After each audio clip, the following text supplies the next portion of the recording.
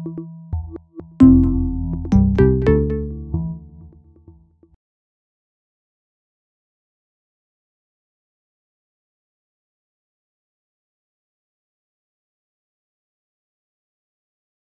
right, I want to thank everybody for coming today. My name is Eileen Cook, and I'm the author of the novel With Malice. So what I thought I would do to start off is just tell you a little bit about where the idea for the book came from, because people always want to know where authors get their ideas. So the very start of the idea actually comes from a phone call with my best friend. She and I have been best friends since 7th grade. And we sort of talked about how friendship has changed over the years because we're a little older than 7th grade at this point. And while we were growing up, we were the closest that I can imagine. We used to say that we were just like sisters, and we shared everything. But as we got closer to graduation, things started to change in our friendship. So things that hadn't necessarily been a big deal became a big deal as we got closer to graduation. So in particular, I was headed off to university, and at that time, she wasn't necessarily looking at going on to school. The fact that I was sort of a nice, stable, middle-class family, and her family was not as stable, and so there wasn't necessarily the funds to do some of those things. So some of our friendships started to have a little bit of friction that hadn't existed before. And I think both of us had the thought that it was possible that after graduation, we'd kind of go our different ways and never be friends again. So for us, it was interesting to see how we eventually came back together. And I can vouch that I never wanted to murder my best friend. And I'm pretty sure that she didn't have any designs on me, but certainly it was an interesting thing for me to start thinking about. The very genesis of the idea was friendships and how they change and how they can become a little bit darker. The second sort of piece of inspiration comes from I love unreliable narrators. So anyone who's had an English class knows the term, which is the idea that the person who's telling you the story in the book doesn't necessarily tell the truth.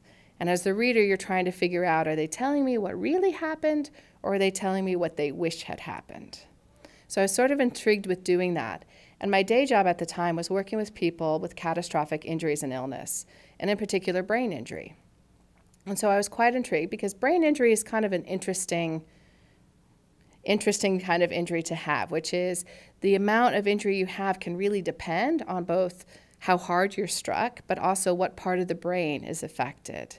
And different parts of the brain affect different parts of functioning. But for many people, one of the areas that's affected is memory.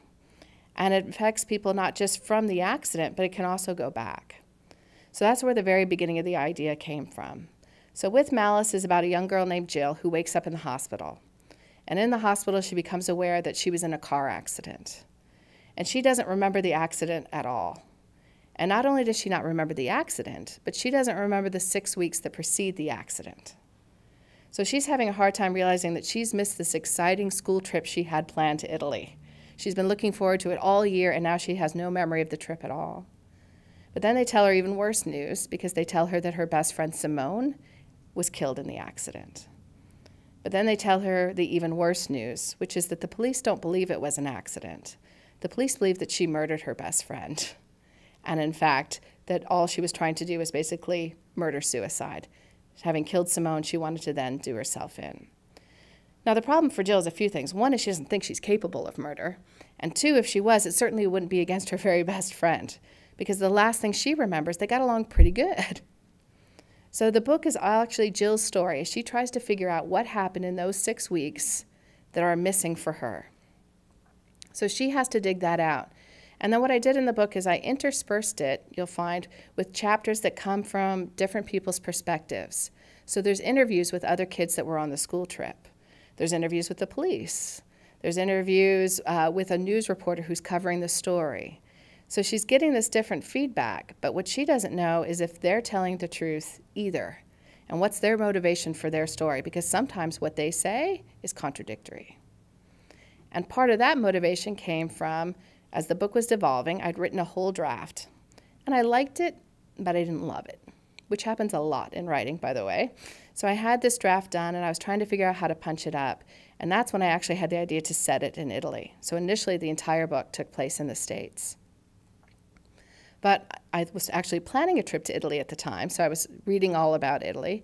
And that got me thinking about the fact I'd actually done a semester abroad when I was in university. And there's nothing quite like going really far away from everybody you know, your family, your friends, and having to be in this foreign culture. And I thought that would really amp up the tension in this book if she has to figure this out while so far away from home and all this is happening to her. And whenever I travel any place, I have to read about it. So I always end up going to my local library, and I get myself a nice big stacks about books about the place that I'm going or books set in the place that I'm going so I can kind of soak up that atmosphere. And one of the books that I read is a book called The Monster of Florence by Douglas Preston. And it's a nonfiction book about a serial killer outside of Florence. And in the very back of that book, he had just one chapter about the Amanda Knox trial. And I became fascinated with that trial. So this was well after it had happened, but I checked out several books, and it was interesting because I checked out one book that clearly was convinced that Amanda Knox was guilty as sin, and then I checked out another book that was completely convinced that Amanda Knox was completely innocent, and yet they were using the same facts. And that's what gave me the idea of trying to pull in those different perspectives to see how that might work. So what I'd like to do is read you just a section of the book. This is a section where she's woken up in the hospital and she's actually just found out a few minutes ago that her best friend has in fact died in the accident. At this point, she doesn't yet know that people blame her, but she does know that it's happened. When I was around 8, I saw the movie Dumbo. A theater in town was showing it on the big screen, and my parents had taken me as a treat. It made me sob uncontrollably. I cried until I threw up. I kept thinking about how unfair all of it was, how Dumbo was alone and how everyone made fun of him, and how his mother was locked up for just trying to help. For weeks after seeing the movie, I'd start crying if I saw anything that reminded me of the story. I couldn't even eat animal crackers without breaking down. My mom decided I was entirely too sensitive for Disney. She was fairly certain that seeing Bambi would kill me.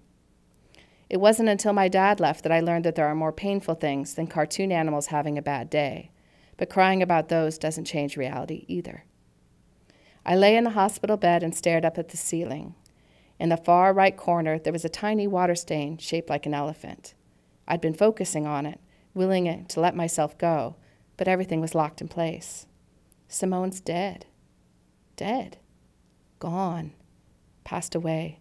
I could even say it in French, thanks to the 2-year language requirement at our school. Simone est morte.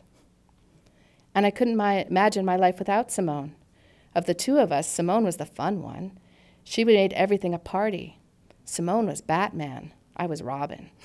Simone was Shrek, and I was Donkey. Simone was Sherlock, and I was Watson. And the truth is, no one wants Robin without a Batman. I could hardly remember a time before we were best friends. The idea that she was gone was incomprehensible, terrifying.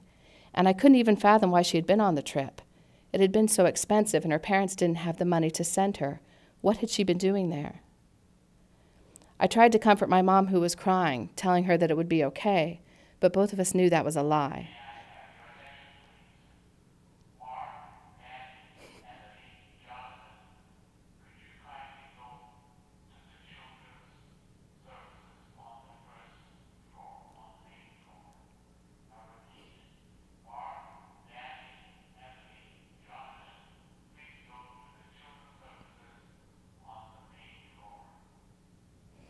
Both of us knew that was a lie. This is something that couldn't be fixed. My leg would get better, and I'd get out of the hospital. The cuts would heal, but Simone would still be dead.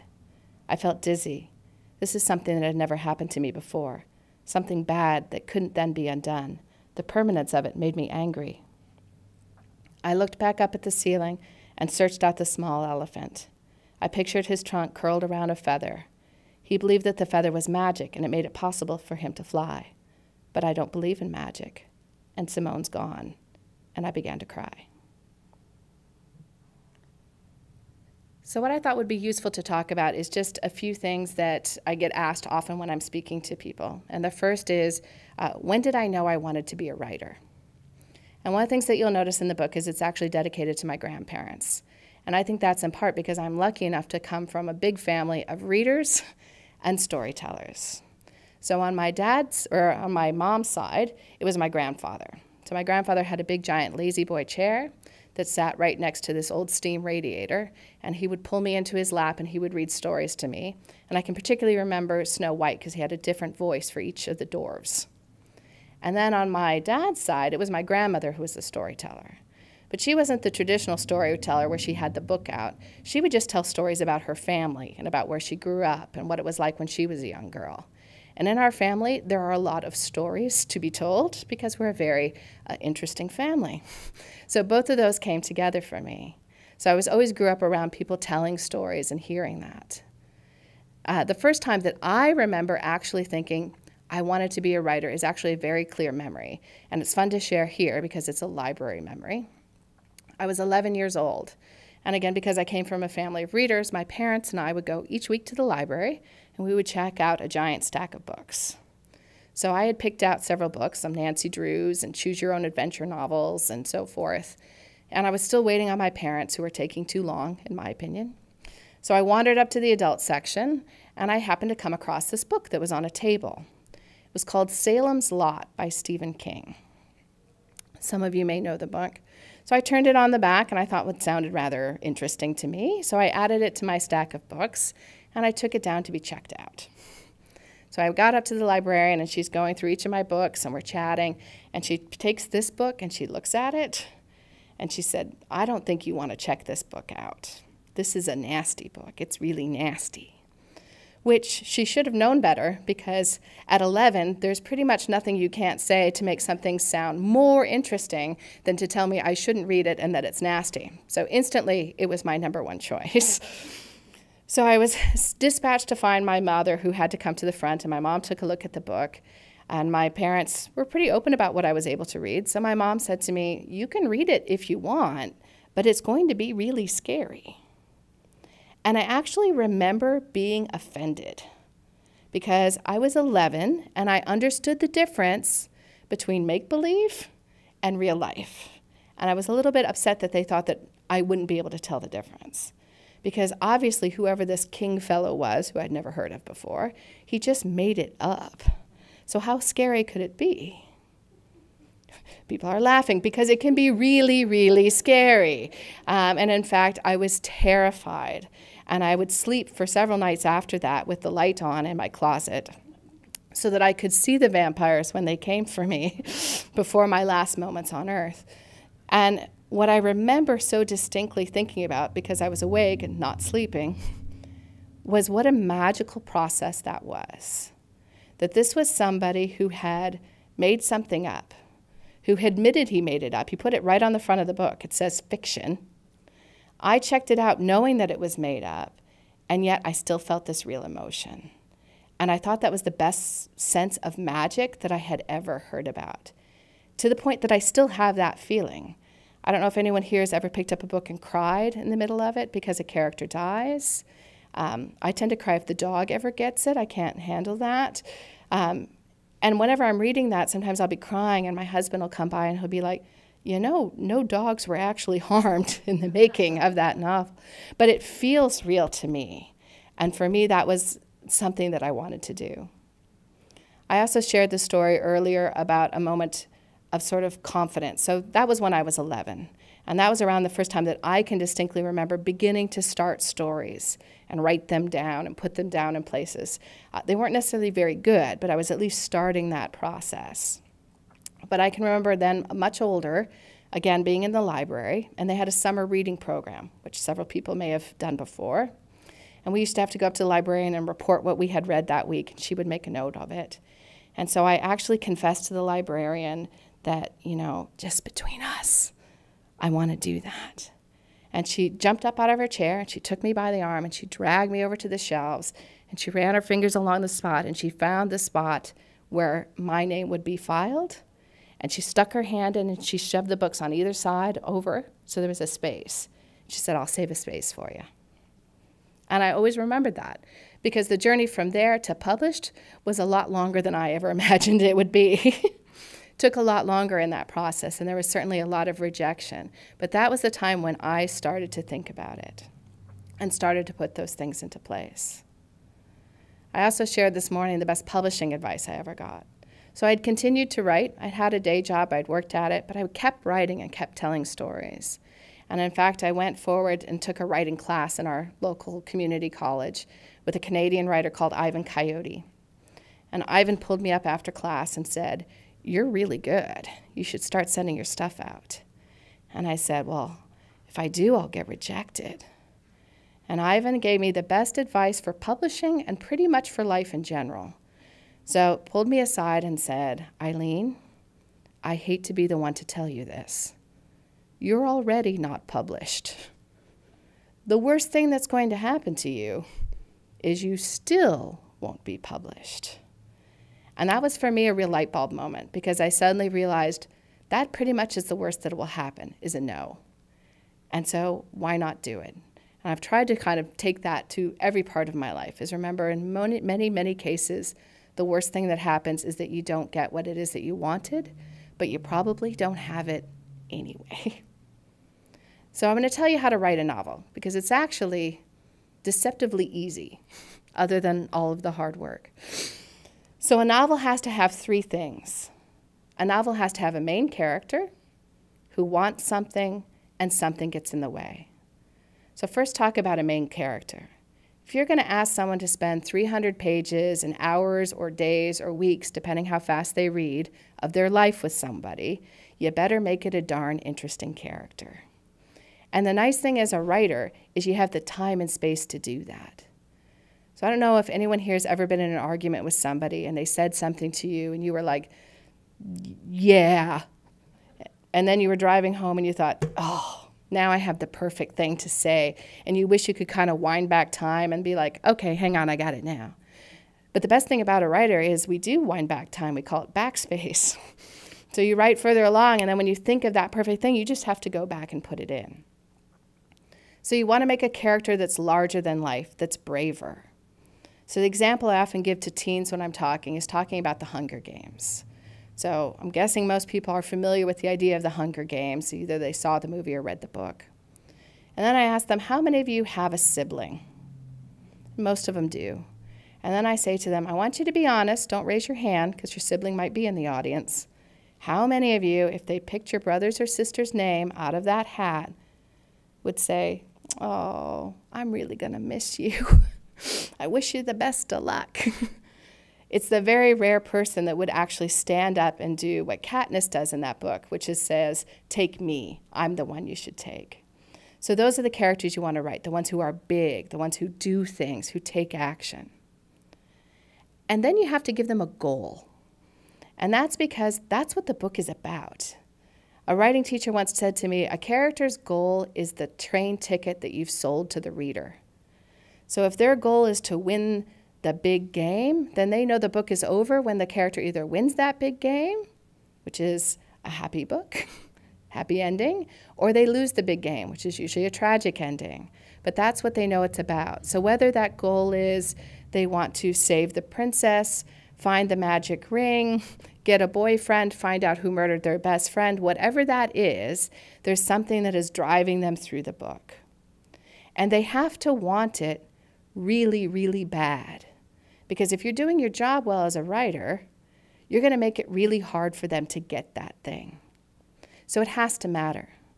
So the example that I give my teen writing students is I say, I want you to imagine we live in Vancouver, that you're walking downtown Vancouver and somebody runs up to you, they're out of breath, you have to get this to the American consulate right away, and then they shove something in your hands, they take 2 steps, and then they're shot. How many people would drop the envelope and walk away? And almost everybody will. So then I say to them, now I'm going to give your character motivation, because what I'm going to do is the same person's going to run up to you. You have to get this to the American consulate office. They have your family. If you don't get it there, they'll be killed. Now suddenly you're motivated. In some books, motivation is really easy. If you're writing an action-adventure book and it's about saving the world, that's a pretty good motivator. If all humanity is going to end if we don't stop this asteroid, that's a good reason to do your motivation. However, you may be writing a book that's much quieter, so it's about maybe whether or not someone will be asked to the big prom dance. It doesn't have to be life or death, but it should feel like life or death to the character. If they don't really care, if it's a case of like, yeah, I'd like to go, but, you know, whatever, the person isn't very interested to read that book. What keeps us turning pages is the idea of how are they going to get that thing? What are they going to do now? Now it just got harder to get that thing. So that's what keeps them turning pages. So give them something that they want, and then give them a really good reason to want it. And then the very last piece of that puzzle is that you want to give them something that gets in the way of that. Because otherwise what you have is a very short story. Right? If The Wizard of Oz had been about Dorothy, who wants to get back to Kansas, but there was no Wicked Witch, it would go like, Dorothy lands, she says, I want to go back to Kansas, and someone says, no problem, click your heels together. And she'd say, well, as long as I'm going to be here, I might as well walk around for a bit and see what you got going on. That's not a very interesting story. It becomes interesting where she has to somehow survive those monkeys, which gave me nightmares for years, in order to get what she really, really wants. So that is something to talk about that. The villain can be anything. It can be a monster. It can be a bad guy. It can be the weather. It just has to be something that's standing between your character and what they want. One thing I tell teen writers again is that the villain doesn't necessarily know that they're the villain. And you can actually sort of enjoy that as taking some time to think about your story from the other characters' perspectives, because they also have a goal, and they also have motivation, and they also think that they're interesting. And the best example I can think of recently is actually Wicked, which was a book, and then now, of course, is a musical, which is The Wizard of Oz from the Wicked Witch's point of view. And she has a very different story for all of us who are familiar with The Wizard of Oz. As far as she's concerned, Dorothy is this interloper who flew into town, killed her sister, and then took her dead sister's shoes, which, when you think about it that way, is pretty rude, really.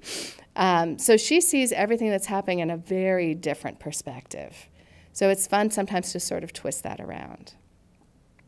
Now, one thing that I like to think about is that the same things that create a story is actually really good building blocks for life in general. So going back to the very beginning of character, I'm also challenging people to make yourself an interesting character, to challenge yourself to do the brave thing, to stand up when it's appropriate, to make yourself something and someone that other people would want to spend time with, to choose your sidekicks wisely, because those are the people that shape who you are, that character actually matters. Second thing is goal. I think one of the things that can happen is if you don't have a goal, then you don't have purpose. So where are you going? So if you have a goal, and your goal will change over life because your life is a lot longer than a 300-page book, but you should have some place that you're going, and you should know why you want to get there, and it should matter. One of my favorite quotes has to do with the idea that more failure comes because people trade what they want most for what they want right now. And so asking people, do you have your eye on the bigger prize? And to me, that bigger prize is whatever it is that's your destination ticket. Where is it that you're going? And then the last piece is conflict, which is anything that's worth doing is difficult to get. And for people to understand the idea that if you want something, if you have your eye on a goal, more likely than not, it's going to be pretty hard to achieve. And if it wasn't, maybe you weren't aiming quite high enough. And it doesn't matter that something gets in your way in the same way that it doesn't matter for a character. What matters is that you continue to try. So sometimes I'll give them the example of myself. I always wanted to be a writer. We've established that since I was 11. So I started getting serious about it. It was time to start being serious. So I wrote a book which I was convinced was brilliant. And I wrapped it all up and I sent it off to pretty much every person in the greater New York area. And every one of them, without fail, rejected that book. And I thought, okay, well, it's my first book. That happens. So I wrote a second book. And I packed that book up because I'm not a quitter. So I'm going to send this out. So I sent that book out to absolutely everybody. And absolutely everybody rejected that book. But I'm not a quitter. So I wrote a third book, and I sent that book out, and that book was rejected by everyone. And then for a period of time, I decided I was a quitter, that I had tried, that it had worked really hard, I had written everything, but it just wasn't happening. So I sort of stomped my feet, and I said, I'm not going to do this anymore. So I decided I had stopped. But there was a problem. And the problem is that I am a writer and that I kept writing. And so I finally thought, okay, I'll do it again. So I wrote another book, and I sent that book out. Does anyone know what happened with that book? It still got rejected. I like to tell the story because I think everyone's always waiting like, and then it happened. But no, that would make it a better story. In real life, it got rejected again. And I started, however, with that book, I started to get some interesting feedback from people. So my initial rejections were all things like, dear writer, thank you, no thank you, sincerely, publishing house. But I was starting to get things that would say, like, this part was really good, you're struggling with plot, you have certain issues. So I had a little bit more things, and my very last rejection letter that I remembered is I had written a book, and they had written, it was a murder mystery, it was supposed to be, and the person had written on the front of it, for your edification, the purpose of a mystery is to not know who done it on the first page. Thank you for that clarity. But the next line was important because the next line was, however, the funny parts of your novel are really funny, and I'm wondering if you're writing in the wrong genre. And that made me wonder whether or not I could rewrite the book again, which I did, making it a romantic comedy. And that was, in fact, the first book that I sold. I sold that book eventually in 9 different countries, in addition to the US and Canada, as well as film rights with New Line Cinema. So that was the beginning of what would then become my writing career. But if you give up, you'll never get to that point. So that's what I wanted to share with you today.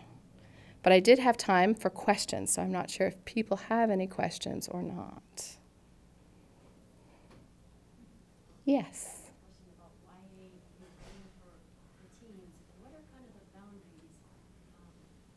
Teens can do in a sense, like if they're, let's say they're, you have a storyline that's romantic or something, but what's pushing the limits? I mean, what can they do without getting sort of, this is terrible, teenage rejected?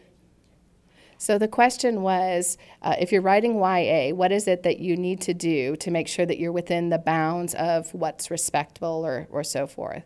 And the truth of the matter is it has changed significantly in that there really isn't a limit to what it is that you can write about. And there are YA books that are quite edgy in terms of sexual content, YA books that are edgy in terms of, I mean, this is a book about a girl who may or may not have murdered her very best friend. So it's not a happy story in that sense. So you'll see that. The biggest priorities for a young adult novel that I have seen and that I've heard from publishers is that the main character themselves must be a young adult. It shouldn't be an adult reflecting back on, you know, many, many years ago when I was a teen. So you want it to have it coming from the young adult perspective. And the second thing is that it should never come across as an after-school special. So that you're not writing a young adult story where the characters are saying things like, golly, Jane, drugs sure are bad. Yeah, they are, Susan. Let's not ever take them. That can still be the message that you want to come across in the story, and you want the reader to leave with the feeling that they shouldn't get involved with that. But if it comes across like you're trying to teach them a story, teens can sniff that a mile off, and they will run from it. What you'll find is that publishing houses have different brands. So there are some publishing houses that write really edgy YA and some that write very clean YA. So if you have something that you're writing, you can kind of target your audience. Other questions? There's a mic. Yeah. Oh.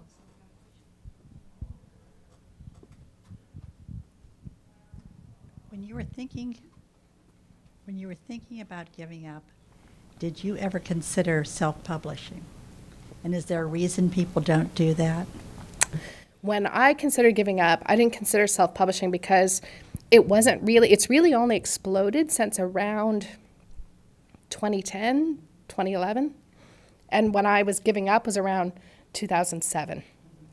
So when I was giving up, if you wanted to self-publish, you had to print copies, put them in your car, and kind of drive around to, you know, craft fairs, and sometimes you'd see people trying to sell books, and I knew I didn't want to do that. So for me, that's why I didn't do it. But self-publishing has really changed. So if anyone here has a story, you could go home tonight and upload that to Amazon and have it for sale tomorrow. It takes about 24 hours for them to fully upload something. I wouldn't necessarily suggest doing it that quickly. Might suggest you take some time, proofread that and all those kinds of things, but you could do it. And I think what you're seeing is some authors who have stories that either don't fit the mainstream deciding to self-publish. Some authors decide to self-publish because they want total creative control. As the author, I don't pick the cover. I don't necessarily pick the title.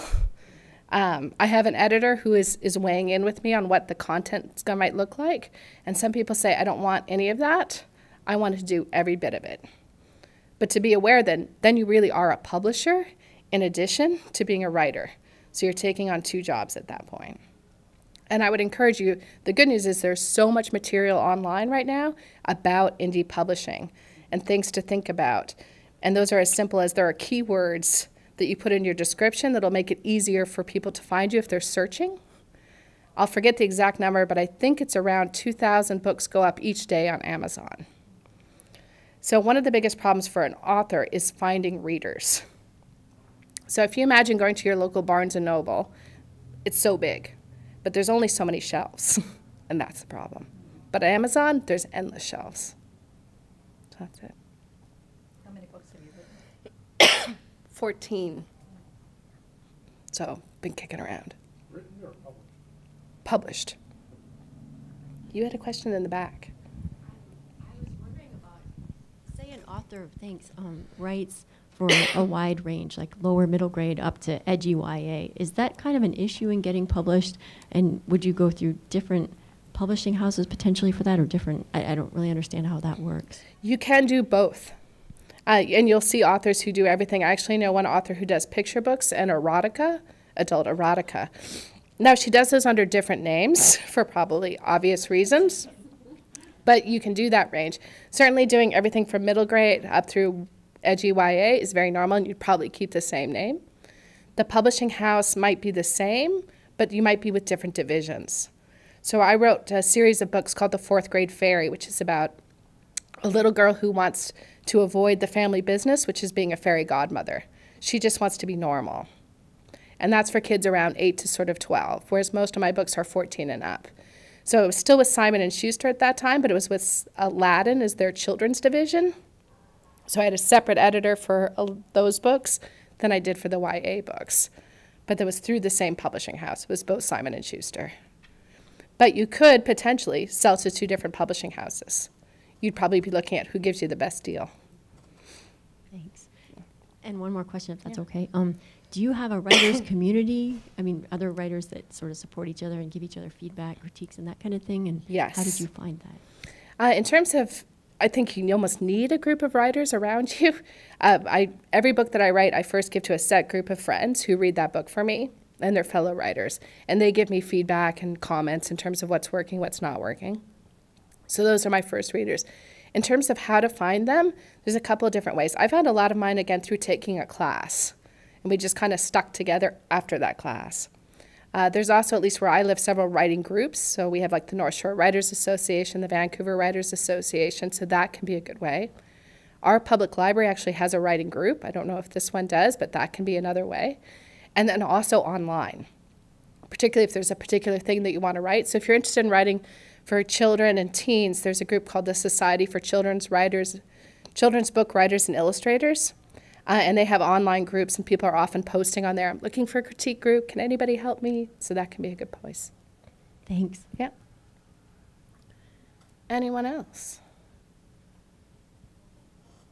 All right. Thank you very much, especially to the Fort Wayne Library for having me today. And if people ever have any questions, you can also find me on my website, which is eileencook.com. Thank you.